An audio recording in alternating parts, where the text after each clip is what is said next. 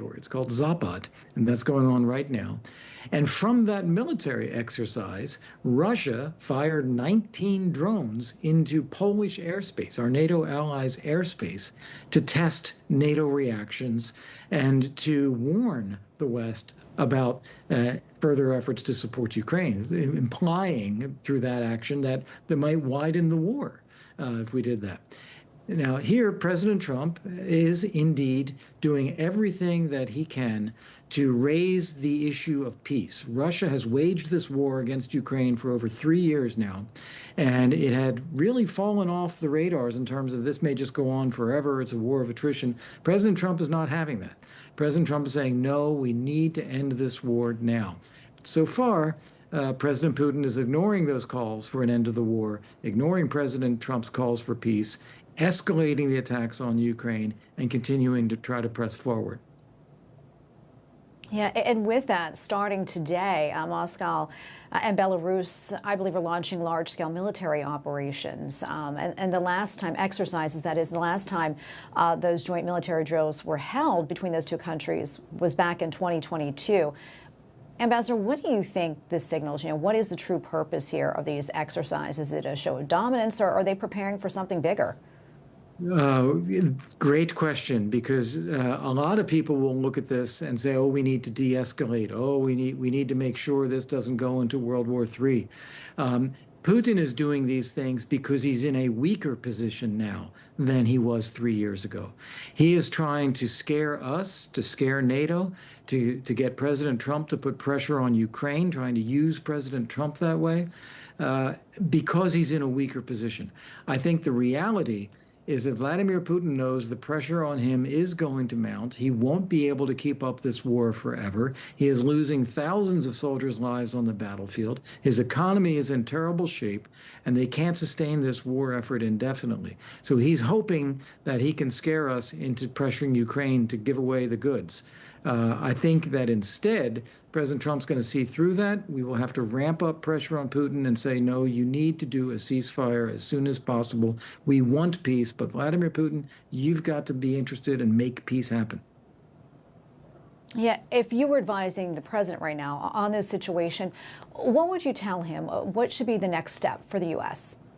Yeah, I think that President Trump has talked about this a lot himself. It is time to pull the trigger on secondary sanctions. And I think that's more important than tariffs. I want to zoom in on sanctions. Sanctions will go against anyone who is trading with Russia in oil and gas. And that includes vessels, it includes ports, it includes insurance companies, refineries, because those are the people that need access to the international financial system and are delivering money into the Kremlin's coffers so that the Kremlin can continue the war. So we should be implementing that as much as possible to try to dry up the flow of funds into Russia.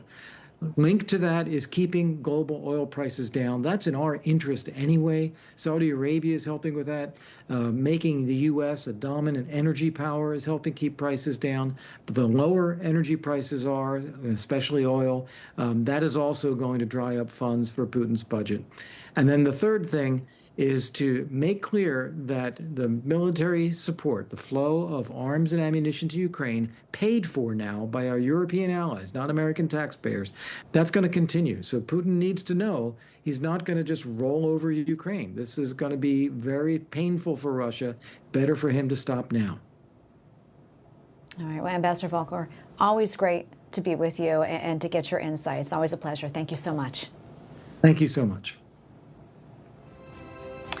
Congressman James Comer says that they are finding very disturbing new evidence as they look into the use of the auto pen in his last days in office. And now today, it's Karine Jean-Pierre's turn to get grilled. Plus, the FBI update on Charlie Kirk's murder investigation expected to begin momentarily. Of course, we will bring that to you as soon as it happens. More news now after this.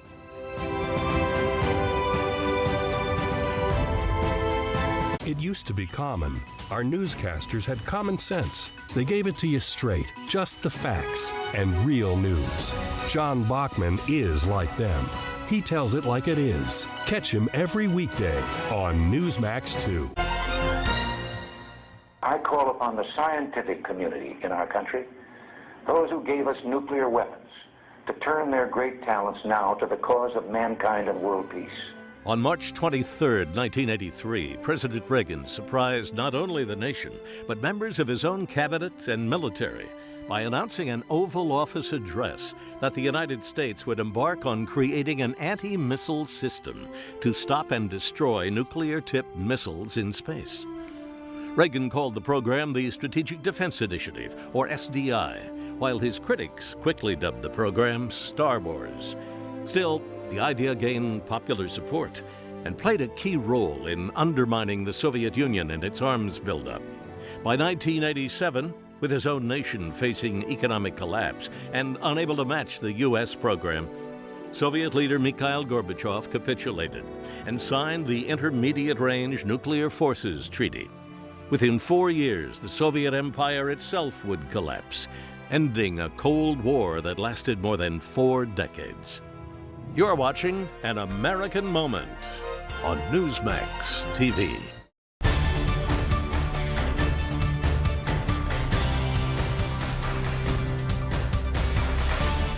Nestled in the rolling hills of Northern Virginia, Bull Run Regional Park is a place of natural beauty. But beneath these peaceful landscapes lies the site of one of the most pivotal and bloodiest battles of the Civil War. This is Bull Run, where on July 21st, 1861, the first major battle of the Civil War erupted. Known as the First Battle of Manassas in the South, it was a brutal clash between Union and Confederate forces, a battle that shattered illusions of a short war and signaled years of carnage to come. I'm Lucy Celia, and this is An American Place on Newsmax 2.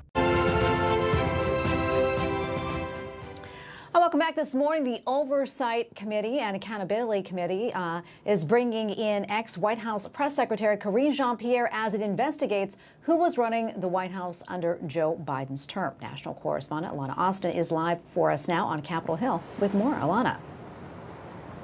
Hi, good morning, Tracy. And we are awaiting the arrival of former White House Press Secretary Karine Jean-Pierre. She should be arriving at some point within the end of the hour, and it'll be right behind me at the O'Neill building here on Capitol Hill. Now, Karine Jean-Pierre, the House Oversight and Accountability Committee, they want to hear from her as she was considered a trusted inner circle confidant of President Biden during his 4-year term. And notably, she received a promotion just before the 2024 elections. In October, she got bumped up to senior advisor to the president.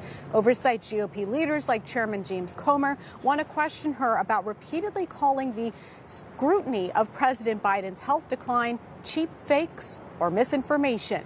Now, the letter requesting her appearance before the committee for their investigation says this testimony could help them understand the role of former senior White House officials in possibly usurping authority from former President Joe Biden and the ramifications of a White House staff intent on hiding his rapidly worsening mental and physical faculties.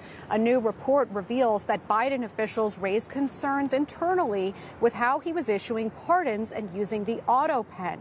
Senior officials repeatedly asked and criticized about why and how the White House team decided on controversial pardons.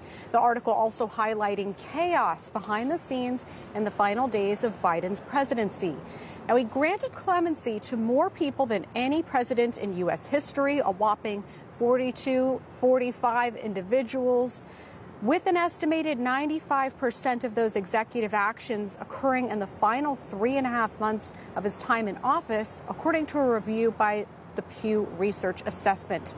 Well, Tracy, again, that testimony behind closed doors is set to begin around 10 a.m. Eastern time. And then next week, there will be kind of that grand finale, if you will, of scheduled interviews as of right now with Jeff Zients, former White House Chief of Staff. Tracy? All right, Alana Austin on Capitol Hill for us. Thank you so much. Well, as the trial for the man accused of plotting to assassinate then-candidate Donald Trump continues, the judge stops Ryan Routh's meandering arguments. Routh dropped his court-appointed attorneys, and we're now seeing the consequences of what it means of him representing himself. Correspondent Caleb Park is live for us outside the courthouse in Fort Pierce, Florida this morning. Caleb. Yeah, good morning, Tracy. As you mentioned, there's been some dramatic moments in the courtroom as Ryan Routh is representing himself. Judge Aileen Cannon cut him off, and she reprimanded him for making a mockery of the court. Routh, in a gray suit, ranted to the jury about evolution, Hitler, Putin, and Netanyahu committing genocide. Cannon halted him after 3 minutes, sending jurors out. When he resumed, he got emotional about American inventions, but was cut off again, begging to finish without the jury. Cannon said her patience was gone and refused Routh's plea. Routh flashed thumbs up to his daughter and son, not the son who was arrested for child porn. Prosecutors unveiled a chilling plot: burner phones, aliases, a sniper's nest, and a Dear World letter admitting the assassination plan. We heard from several key witnesses involved in stopping Routh on September 15th of last year. The Secret Service agent who spotted him and fired at him, Special Agent Robert Furcano, in a dramatic moment in court, held up Routh's black SKS rifle for the jury to see, saying Routh pointed it at his face from 5 feet away, poking out of the chain link fence at the 6th hole of Trump's golf course. Then from Tommy McGee, the civilian who heard gunshots and then saw Routh fleeing the scene, he tailed him and managed to get pictures of his license plate. Routh, during cross-examination, called him his hero and asked if he was a Trump supporter before making an odd reference to Madea, Beyonce, and Michelle Obama. Now, Routh faces a potential sentence of life in prison and has pleaded not guilty to all the charges, including the attempted assassination of President Trump, assaulting an officer, and various gun charges. Right now, the jury is hearing from more witnesses from the prosecution who has gigabytes of data, and Judge Cannon indicated that the court could wrap earlier than expected because of Routh's short cross-examination and lack of objections. Tracy, back to you. All right, Caleb Park in Florida, thank you so much for that report. All the FBI update on Charlie Kirk's murder investigation expected to begin momentarily. The killer has been identified, and we'll bring that to you as soon as we get it. More news now after this. Stay with us.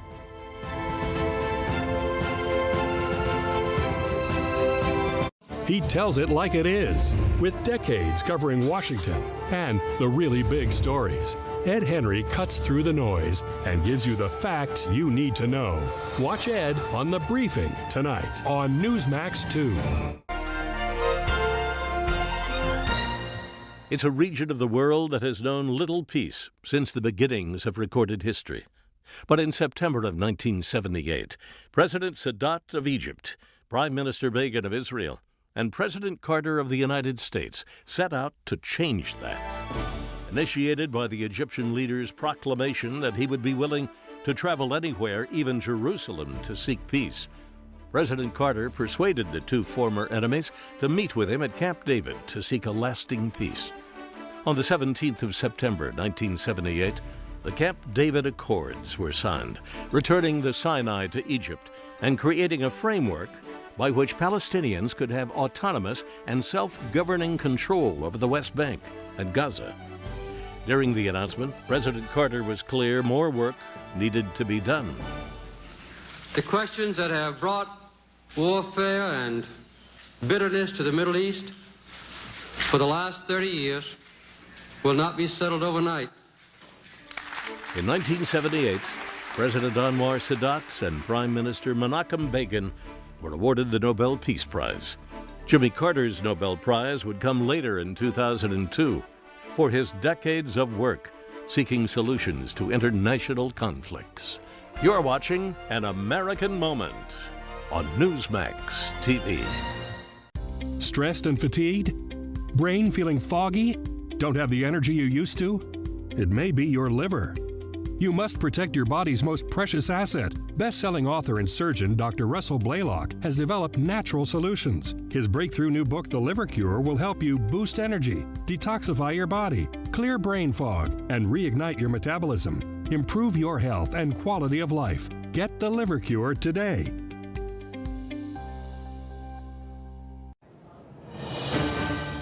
All right, and we are standing by waiting for the FBI update On the Charlie Kirk murder investigation in Utah right now, we have some new information. The suspect has been identified as 22-year-old Tyler Robinson. Of course, that news conference is expected to begin any minute now, and we're going to bring that to you as soon as it happens, so stay with us. All right, turning now to this, DHS announces ICE Operation Midway Blitz is already successful in removing the worst of the worst in the Chicago area. 13 suspects with criminal backgrounds, originally from various foreign countries, including Mexico, India, and Guatemala, have been arrested since that blitz began this week. And those arrested include, get this, rapists, abusers, armed robbers, and other violent thugs. Welcome back to News Now. I'm Tracy Sable in for Shannon Cake today. And right now we're going to welcome in former Illinois Governor Rod Blagojevich. Governor, thank you so much for coming on the show. We appreciate it. A lot to get to, but I want to start off what's happening in Chicago. As we mentioned, ICE arrested a slew of criminal illegal aliens, some of the worst here. Let me ask you this. Why wouldn't the people in charge of the Windy City want these people off the street? Well, it's a question I'm asking myself. It's a question a lot of people in Chicago are asking, and it's a fundamental breach of the responsibilities of the mayor and the governor, Governor Pritzker, who have a responsibility to, first and foremost, provide public safety and keep the community safe. Chicago is a sanctuary city for illegal immigrants. Chicago is a sanctuary city for thousands of criminals who come illegally to our country. And we're talking about gangbangers and drug dealers, human traffickers, and cold-blooded killers. And they're, for political reasons, have decided to go the extra mile to provide even extra sanctuary and prevent President Trump from trying to come in and do his job.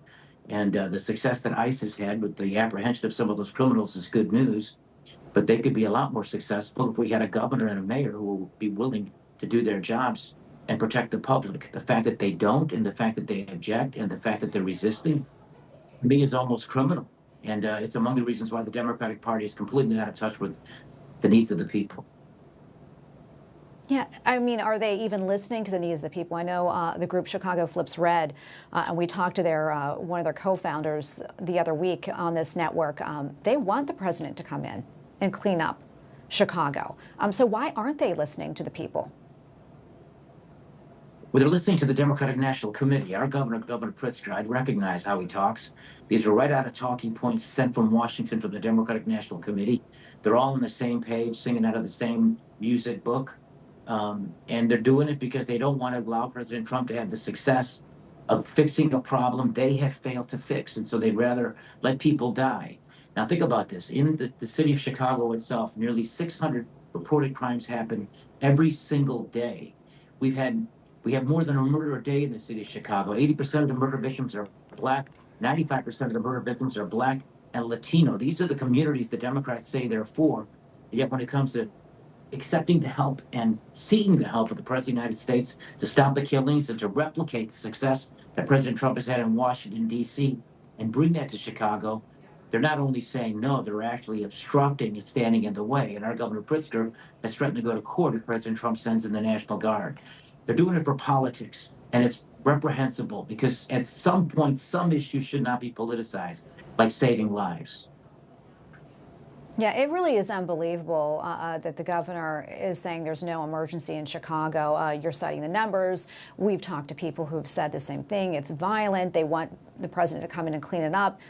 The mayor, the governor, they don't want the National Guard. But when you were in office, you actually wanted to bring in the National Guard to curb the violence in Chicago. Remind us about what happened back then. Well, that was back in the summer of 2008. I was the Democratic governor, and back then I was the first governor in America to have endorsed Obama for president. So, you got to say, I was really a Democrat. But I saw what was happening in Chicago. There was a tremendous crime wave, and in mostly the Black neighborhoods, the murders were out of control. And the Chicago mayor, Mayor Daley, had a responsibility to make the city safe and stop the killing.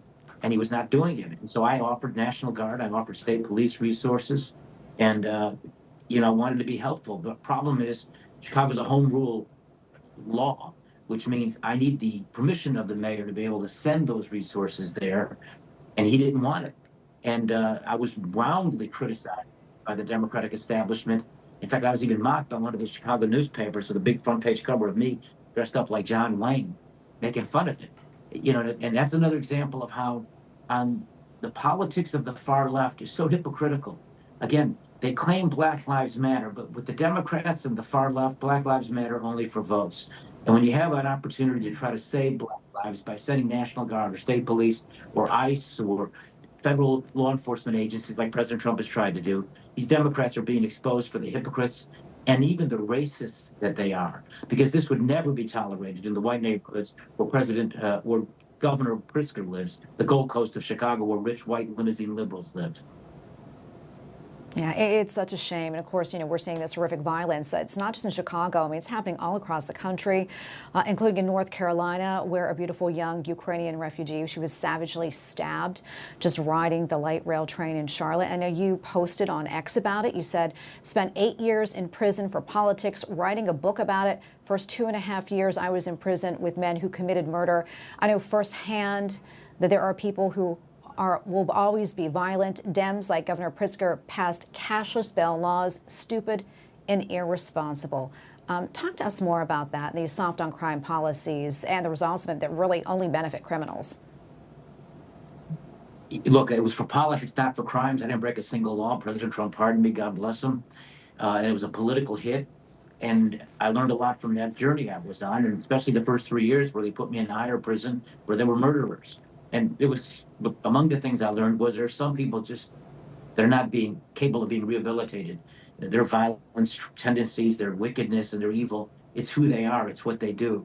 And I also noticed that what was very clearly obvious is that with most of my fellow inmates and my colleagues there, they'd always watch for the police. They'd always look for the correctional officers and where they were. And the moment the correctional officers were not around, you know, the cat's away, the mice play. And they would go out and do all the different things in violation of the rules that govern the prison society. It's no different in the streets of Chicago or in communities all across our country. These criminals are criminals, and they're involved in criminal enterprises. It's their livelihood. It's what they do. It's how they make their money. And a lot of these illegal immigrants that have come here, Tren de Aragua, the drug dealers and the fentanyl, they're working with local gangs on the south side of Chicago, local gangs on the southwest sides of Chicago and the west side, making money. It's their livelihood. And the fact that Governor Pritzker and Brandon Johnson would side with them and protect them and give them sanctuary, and not sanctuary to the people who hired them to make them safe, is upside down, and it's wicked. It really is. You know, something else wicked we saw take place on Wednesday, the shocking assassination of Charlie Kirk. Everyone's really trying to process it right now and come to grips with it. And he made such a huge impact, as we know, in such a short amount of time on this earth. I know you had the pleasure of knowing him. Tell us a little bit about that and your thoughts on him.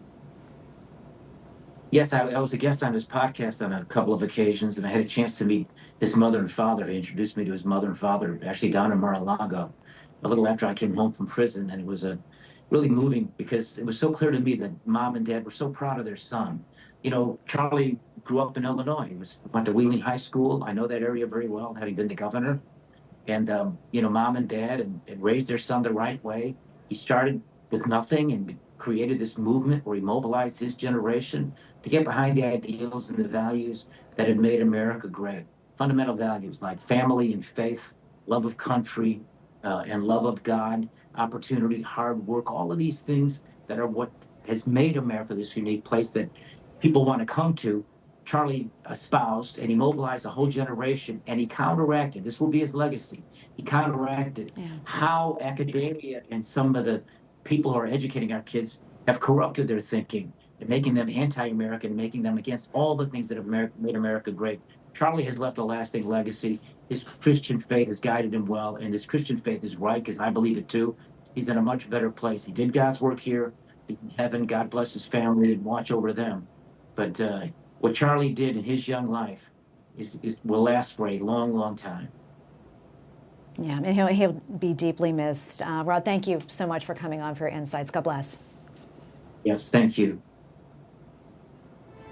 All the FBI update on Charlie Kirk's murder investigation expected to begin momentarily. The killer has been identified as 22-year-old Tyler Robinson. Stay with us. We're going to bring that to you as soon as it happens.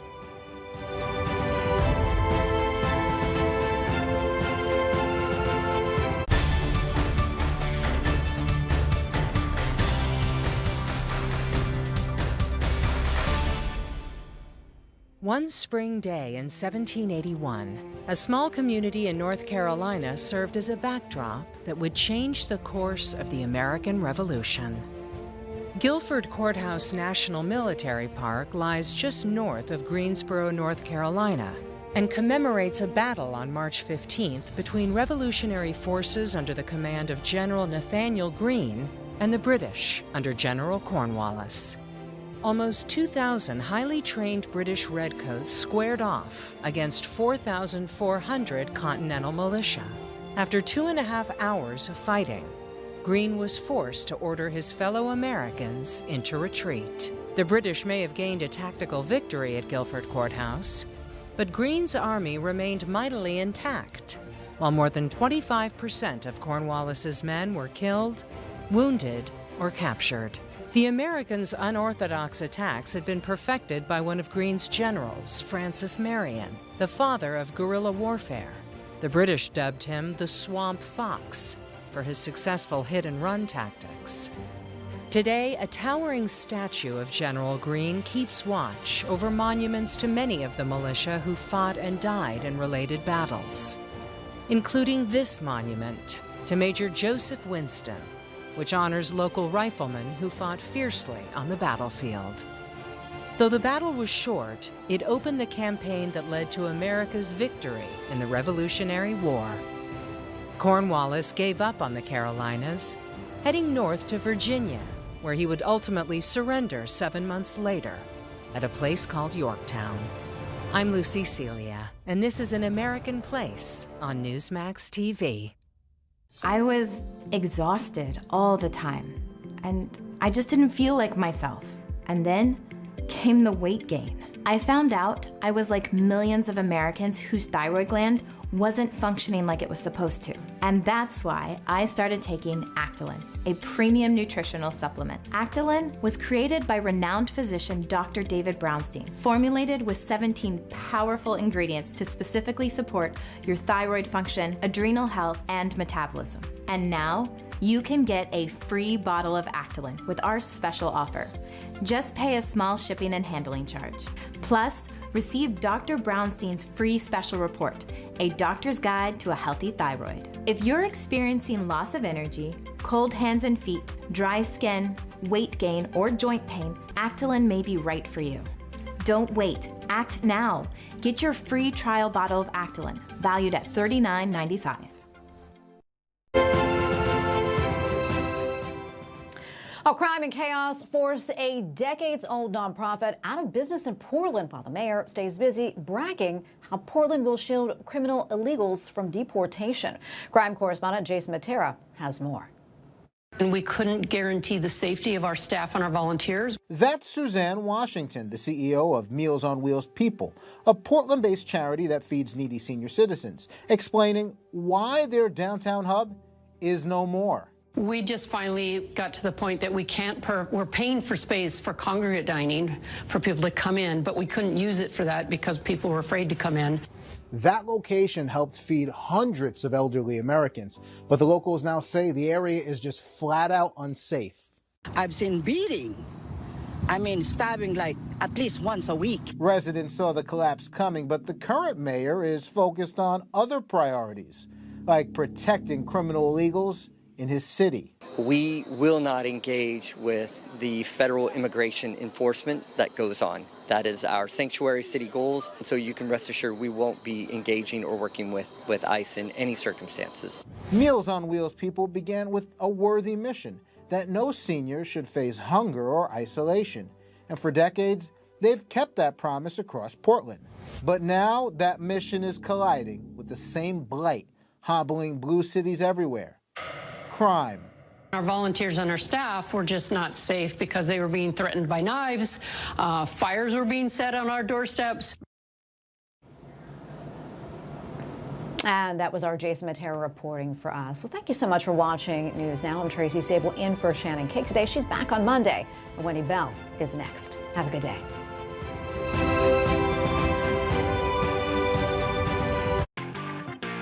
Nothing is off limits to David Harris Jr. And there's no apologies because he's armed with common sense, real faith, and the truth. Don't miss him on The Pulse tonight.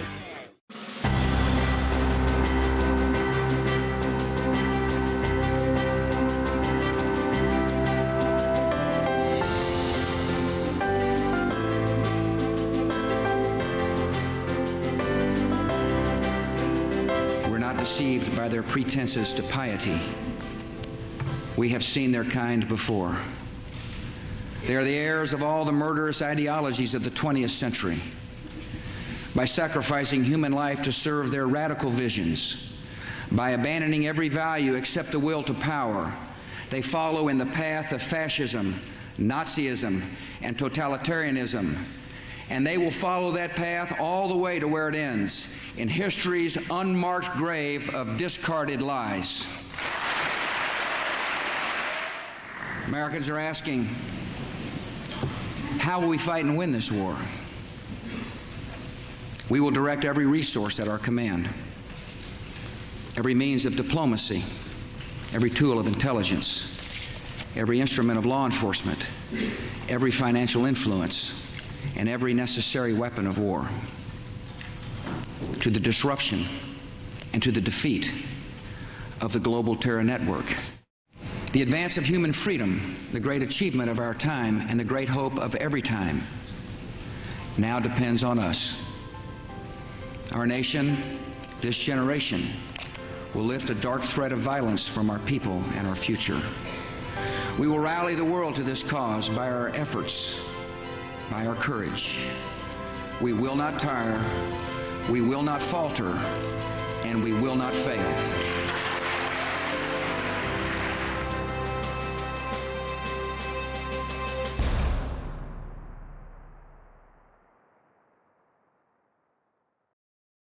He tells it like it is, with decades covering Washington and the really big stories. Ed Henry cuts through the noise and gives you the facts you need to know. Watch Ed on The Briefing tonight on Newsmax 2.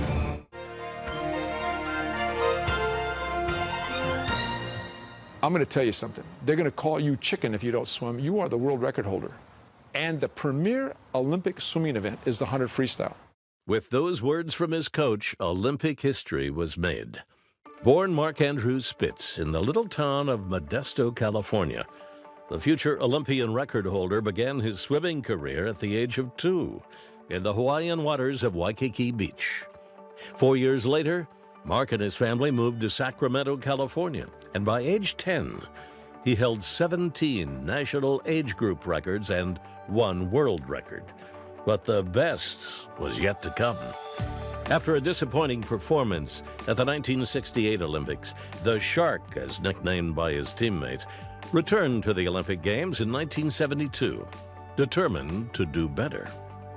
As history records, at the 20th Olympiad, Mark Spitz won 7 gold medals and set 7 world records in the process. But it almost didn't happen.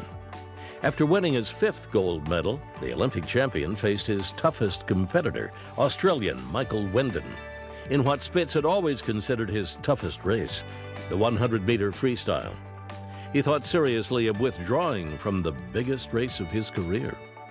But with encouragement from his coach, Spitz reconsidered and changed history.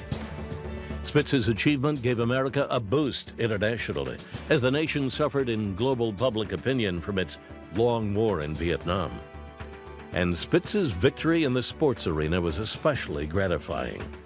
As an American Jew, his victories cast a powerful shadow over the Palestinian Liberation Organization's Munich terrorism, when 11 Israeli athletes were held hostage and eventually murdered by the group belonging to the Black September organization. Despite the horrors and his own nail-biting competition, Mark Spitz always maintained his sense of humor. The night before competition was to begin, he was asked by a Russian reporter why he wore a mustache. Although he had planned to shave it that very night, he replied, I said, no, it doesn't slow me down. I said, it deflects the water away from my mouth. It allows my head to get a lot lower and more streamlined, my behind actually up. And so that's why I was able to break the world record at the Olympic trials in Chicago 3 weeks before. The guy looked at me and hesitated, and then he translated as fast as he could into Russian. All male Russian swimmers the next year had a mustache. For Newsmax TV, I'm Bill Curtis, and this is an American Moment. I can do all things through Christ who strengthens me. God wants to heal you and make you whole. You only need to seek His guidance and let Him in. Psychologist, Navy veteran, and former member of Congress, Dr. Tim Murphy, presents The Christ Cure. Find inspiration, guidance, and techniques to start healing through faith. You need this valuable handbook. Get your free copy now. Call the number on your screen or go online to order. Will you be able to afford your golden years? Do you worry how you'll make ends meet? You may be leaving up to $100,000 unclaimed. You need this special report. How to boost your Social Security and retirement by at least $100,000 or more. Get your free copy today. You've earned the benefits. Take advantage now. See our special offer to claim your free report. Call or go online today. If you could help reduce the urge to go to the bathroom due to your aging prostate, if you could improve your energy levels because you're getting a better night's sleep, would you?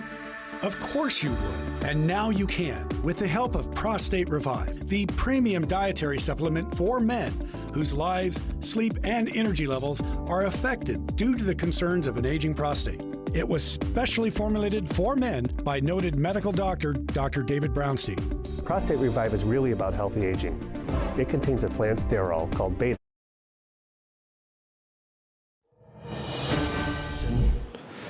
FBI Special Agent in Charge Robert Bowles and local and federal law enforcement partners. Following the remarks today, Governor Cox, Director Patel, and Commissioner Mason will take questions. Thank you.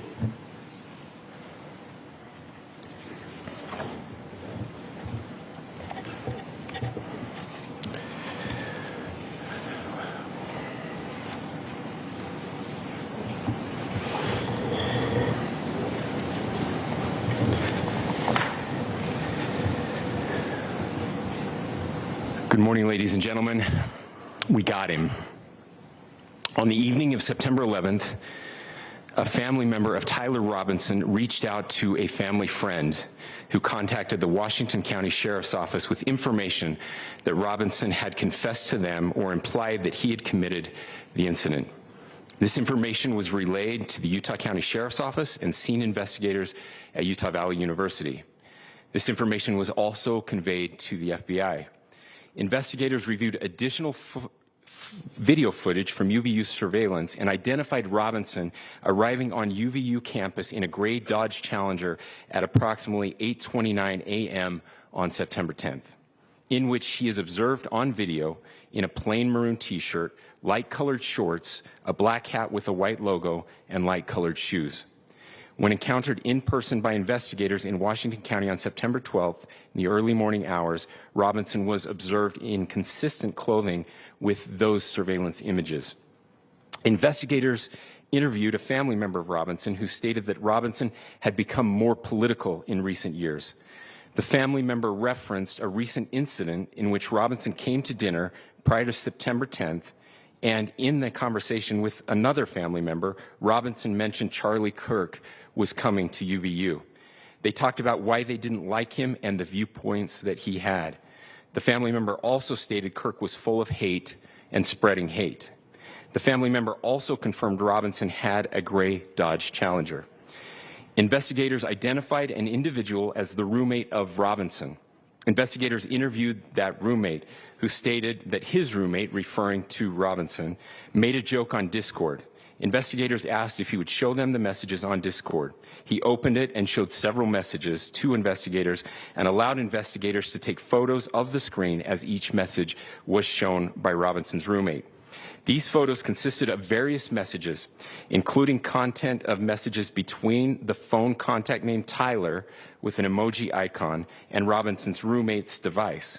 The content of these messages included messages affiliated with the contact Tyler, stating a need to retrieve a rifle from a drop point, leaving the rifle in a bush, messages related to visually watching the area where a rifle was left, and a message referring to having left the rifle wrapped in a towel. The messages also refer to engraving bullets and a mention of a scope and the rifle being unique. Messages from the contact, Tyler, also mentioned that he had changed outfits. I know there's been speculation as well as to the writing on those casings, those bullet casings, and I believe we have that as well. And I will share that with you now. So the area north of Campus Drive Road where the suspect crossed over, you saw some of that in the video that we released last night, consists of a grassy area with trees on the edge of the UVU campus. Investigators discovered a bolt-action rifle wrapped in a dark-colored towel. The rifle was determined to be a Mauser Model 98 30-06 caliber bolt-action rifle. The rifle had a scope mounted on top of it. Investigators noted inscriptions that had been engraved on casings found with the rifle. Inscriptions on a fired casing read, "Notices, bulges, capital OWO, what's this, question mark." Inscriptions on the 3 unfired casings read, "Hey fascist, exclamation point, catch, exclamation point." Up arrow symbol, right arrow, and symbol, and 3 down arrow symbols. A second unfired casing read, "Oh Bella Chow, Bella Chow, Bella Chow, Chow Chow," and a third unfired casing read, "If you read this, you are gay, LMAO." We are indebted to law enforcement across the state who's worked seamlessly together, local law enforcement, state law enforcement, and our federal partners with the Federal Bureau of Investigation. We're grateful for everyone who worked together in such a short amount of time to find this person and to bring justice. I want to thank the public who has been so engaged, reviewing videos, helping us with sending in tips, and helping us get to this point.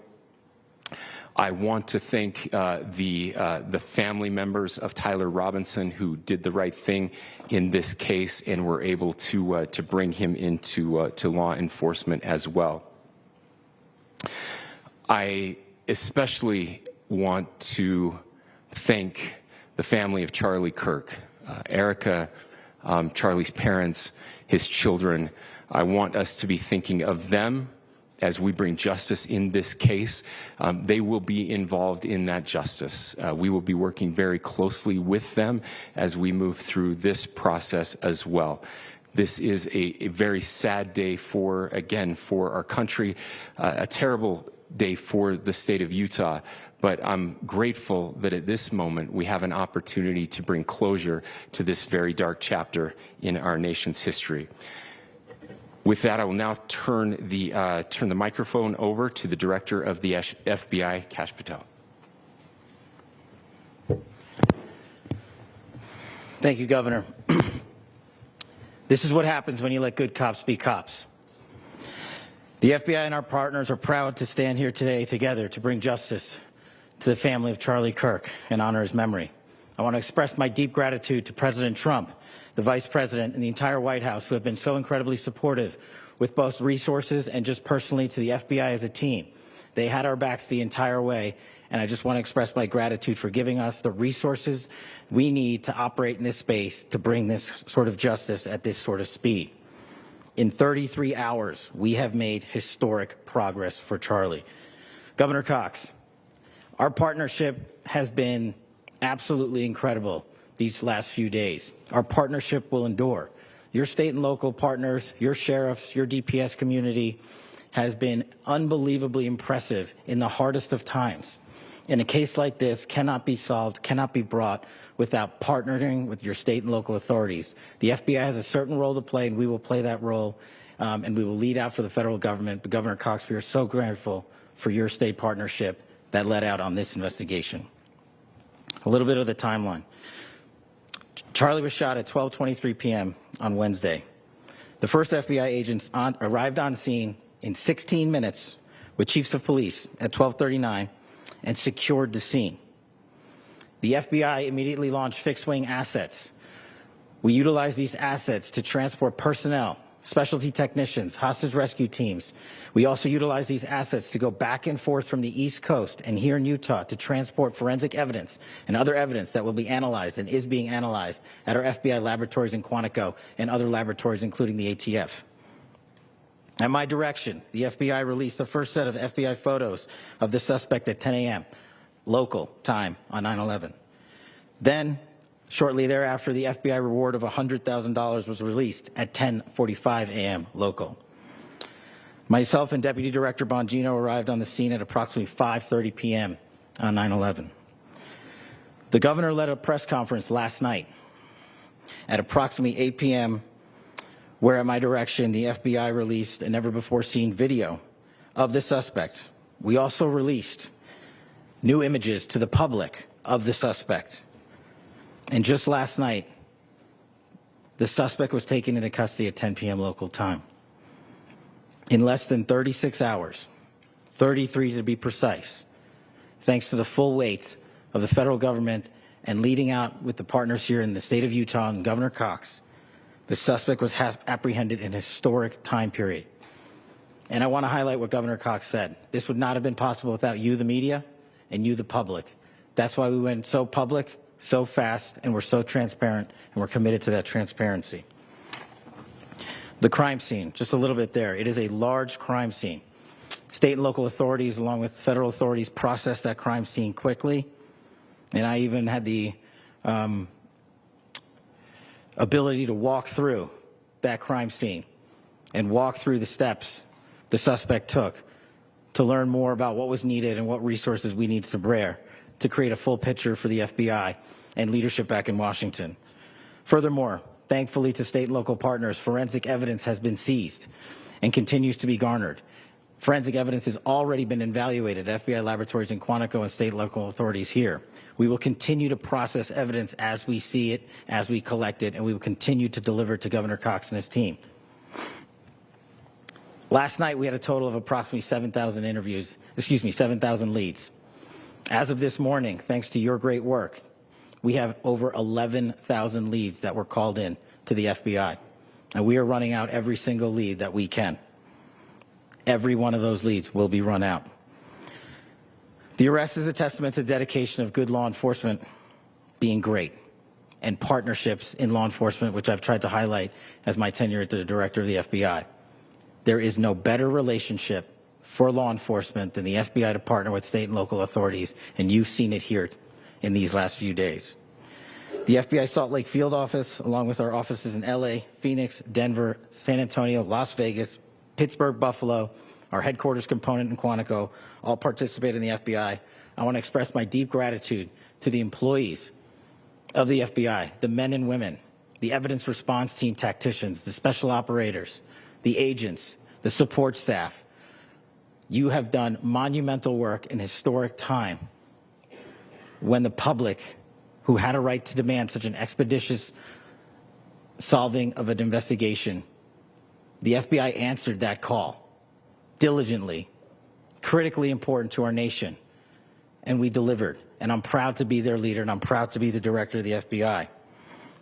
This is very much an ongoing investigation, as the governor said, and we will continue to work with state and local authorities to develop the investigation, to provide them the evidence they need for their ongoing prosecutions, and we will be here to answer every call they absolutely have, as long as it takes, for as long as we need to find and apprehend whatever suspects were involved in this crime. Lastly, to my friend Charlie Kirk, rest now, brother. We have the watch, and I'll see you in Valhalla.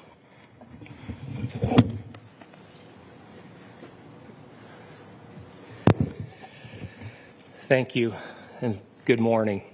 I would just like to take a few minutes as the sheriff to express my gratitude for everybody who has played a part in this investigation. As you know, it's been a vast, a complicated, and a very, very fast-paced investigation. You're looking at people standing up here who are running on, if they got an hour's sleep in the last couple of days, they're probably lucky. It has been very taxing. It has been so impressive, speaking on behalf of the local law enforcement, to see the cooperation that we've seen in this type of case. Across the state, sheriffs, chiefs, our state partners have stepped up and have come to the call on anything that we needed. Our county chiefs have been phenomenal. Our Utah County Attorney, Jeff Gray, who's standing up here with us, has been phenomenal in leading us through this investigation. I would like to thank the federal government for their resources, their assets. Our local team here, our FBI team, has been extraordinary in helping us work through this and bring this person to justice. Most of all, I would like to thank the public, and specifically, I would like to thank the public who turned to prayers and who turned to positiveness for us. I would like to thank them on behalf of the law enforcement community, because we needed those prayers. That's what we needed to get through this. We needed your support, and you gave it to us. We needed your patience, and you gave it to us. And I would like to thank you for the Kirk family, because that's what they need, is your support and your prayers, and that will get us through all of this. So thank you, everybody, for everybody that have stepped up. We've had such a phenomenal response to this. Thank you.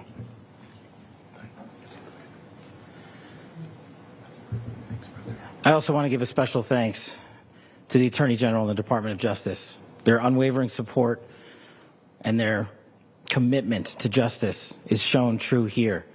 And without AG Bondi and Deputy Attorney General Todd Blanche and the resources they brought to bear, we would not have been able to complete our mission.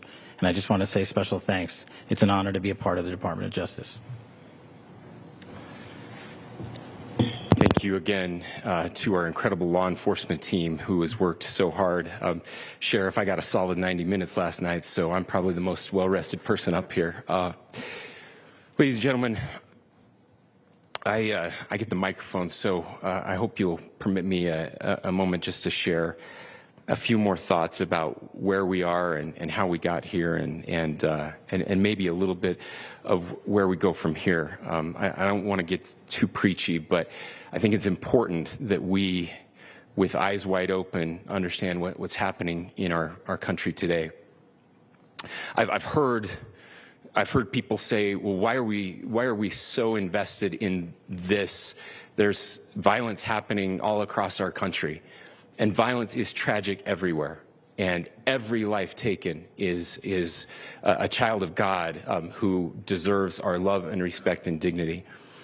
This is certainly about the tragic death, political assassination of Charlie Kirk. But it is also much bigger than an attack on an individual. It is an attack on all of us. It is an attack on the American experiment. It is an attack on our ideals.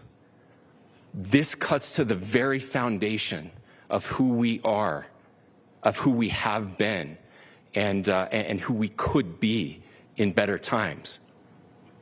Political violence is different than any other type of violence for lots of different reasons. One, because in the very act that Charlie championed of expression, that freedom of expression that is enshrined in our founding documents, in having his life taken in that very act, makes it more difficult for people to feel like they can share their ideas, that they can speak freely. We will never be able to solve all the other problems, including the violence problems that people are worried about, if we can't have a clash of ideas safely and securely. Even, especially those ideas with which you disagree. That's why this matters so much. Over the last 48 hours, I have been as angry as I have ever been, as sad as I have ever been. And It was, as anger pushed me to the brink, it was actually Charlie's words that pulled me back. I'd like to share some of those. And specifically right now, if I could, I need to talk to the young people in our state, in my state, and all across the country. As President Trump reminded me, he said, you know who really loved Charlie? The youths. And he's right. Young people loved Charlie, and young people hated Charlie. And Charlie went into those places anyway. And these are the words that have helped me. Charlie said, when people stop talking, that's when you get violence. He said, the weak can never forgive. Forgiveness is the attribute of the strong. The only way out of the labyrinth of suffering is to forgive. Welcome without judgment, love without condition, forgive without limit. He said, always forgive your enemies. Nothing annoys them so much.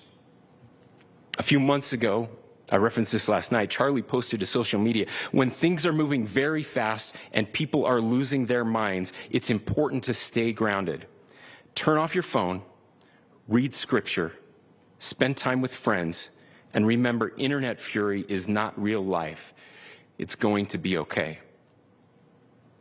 He again said, when you stop having a human connection with someone you disagree with, it becomes a lot easier to commit violence. He said, what we as a culture have to get back to is being able to have a reasonable agreement, where violence is not an option. Now, again, to my young friends out there, you are inheriting a country where politics feels like rage. It feels like rage is the only option. But through those words, we have a reminder that we can choose a different path. Your generation has an opportunity to build a culture that is very different than what we are suffering through right now. Not by pretending differences don't matter, but by embracing our differences and having those hard conversations.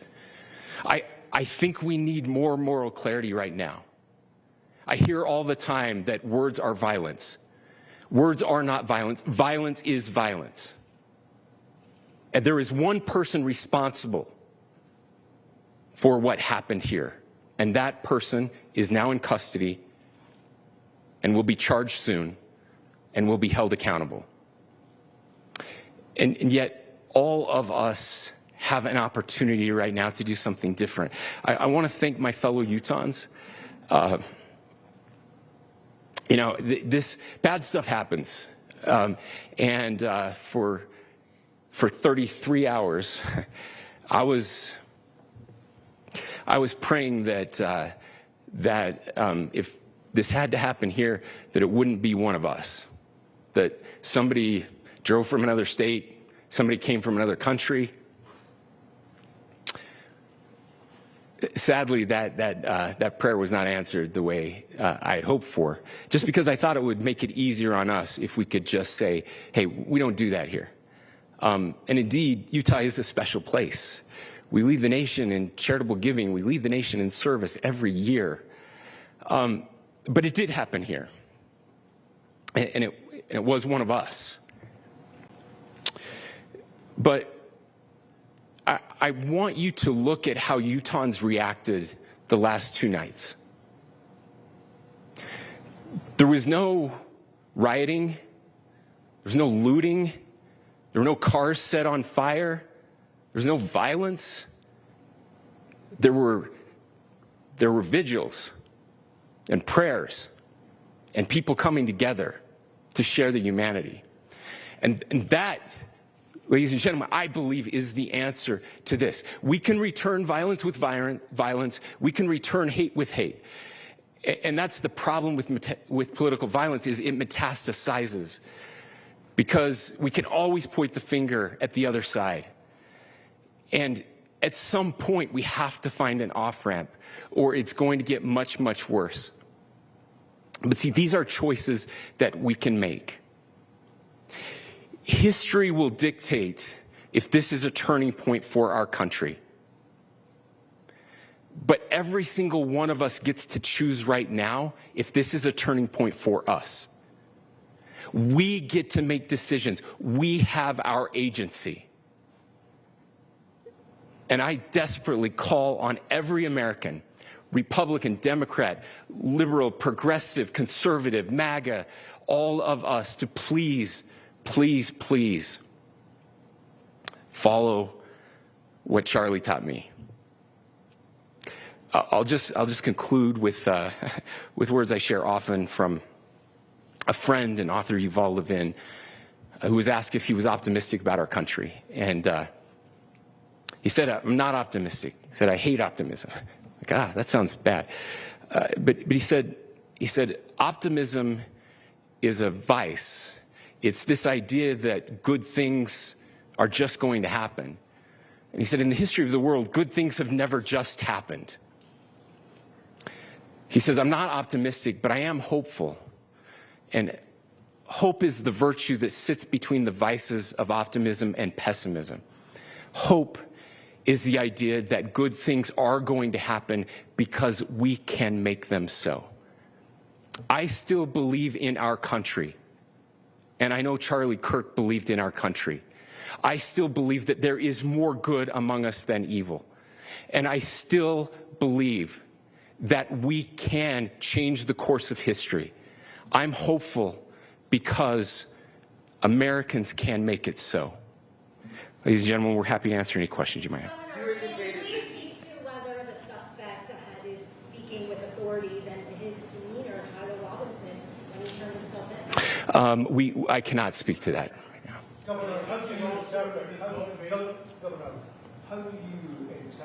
the engravings on casings? Well, I will leave that up to you to interpret what those engravings mean. I think the clearest one that says "catch fascist," there's not. And by the way, that's like catch like a ball, catch this. That's I think that speaks for itself. Governor, you indicated that he had been communicating. You talked about this level of hatred that this person expressed in their dinner. Beyond that, is there anything in your view that you discovered that may have radicalized or changed him to prompt him to commit such a horrific? There's nothing more that we can share at this time. Governor, you indicated that he had been communicating with a friend on Discord about the gun. Do you anticipate any more arrests? We do not at this time have any information that would lead to any additional arrests. Do you believe he acted alone? Yes, but the investigation is ongoing. How he came into custody of police and where he is right now? Yes, so right now, Mr. Robinson has been booked into the Utah County Jail. You heard the president this morning report that he was taken into custody, that his family and a friend helped to deliver him into custody of law enforcement in Washington County. For those of you that don't know where Washington County is, it is the southwesternmost part of the state of Utah. It's about a 3.5 to 4 hour drive from here, where we are right now, and that's where he lived and where they turned him in. Please, I'll go here. I can't share any more than what I've already shared. Yeah.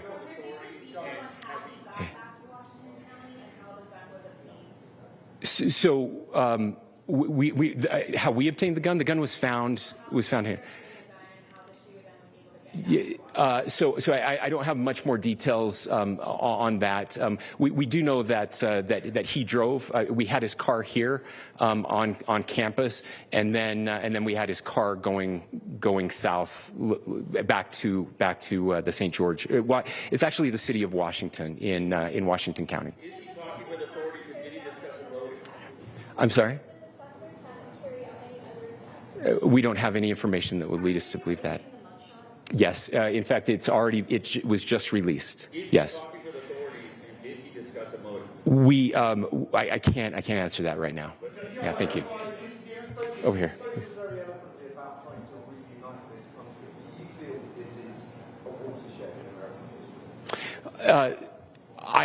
I absolutely believe that this is a watershed in American history, yes. The question is what kind of watershed? And that chapter remains to be written. Is this the end of a dark chapter in our history or the beginning of a darker chapter in our history?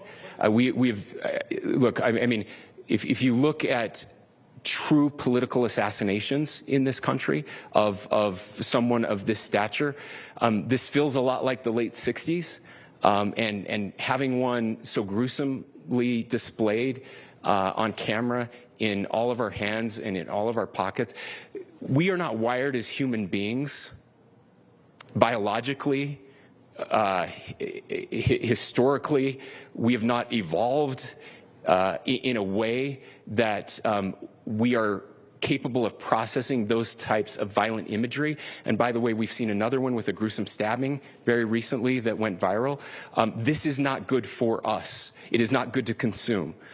Social media is a cancer on our society right now. And I would encourage, again, I would encourage people to log off, turn off, touch grass, hug a family member, go out and do good in your community. That is happening, and it's happening organically right now. I had a friend in a small city in Utah who said, we're getting together, the Republicans and Democrats in my little town are getting together to have a discussion tonight, last night, just to find a way to find their better angels. So yes, this could be, I mean, you know, again, you have to go back to JFK to have seen a video live of something like this happening. I wasn't born until 1975, but I know that things were really dark in the late 60s. Sorry to some of you. I know some of you were there.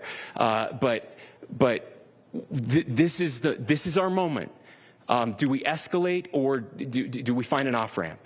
And again, it's a choice. It's a choice, and every one of us gets to make that choice. Two more questions right here.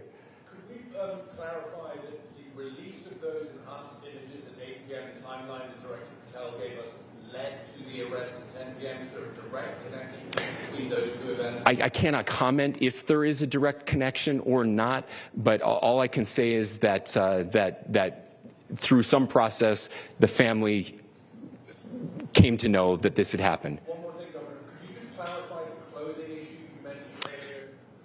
Was he changing outfits? Correct. Yes. So when he's first spotted on campus, he has different clothing on, and then he changes clothing on the roof, and then changed back into that clothing at some point, so that when he was apprehended, when he was arrested, the clothing matched the clothing he had on before the shooting here at UVU. Last question here. Yes. Suspect was freshly caught. Can you kind of tell us a little bit more about where, and was he a student here at this university, and is there any history of mental illness? Yeah. So I don't have any information on the mental illness part. He was not a student here at UVU.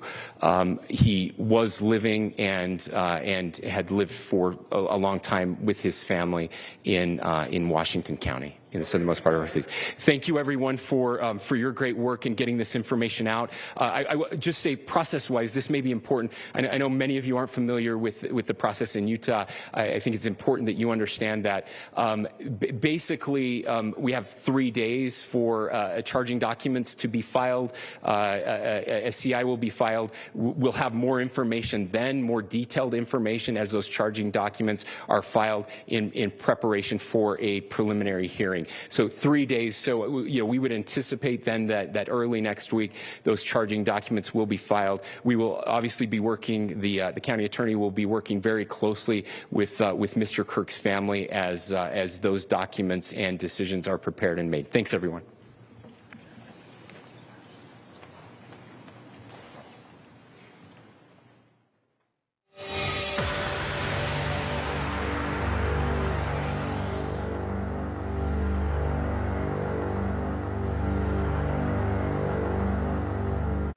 Rick Leventhal reported on the biggest stories of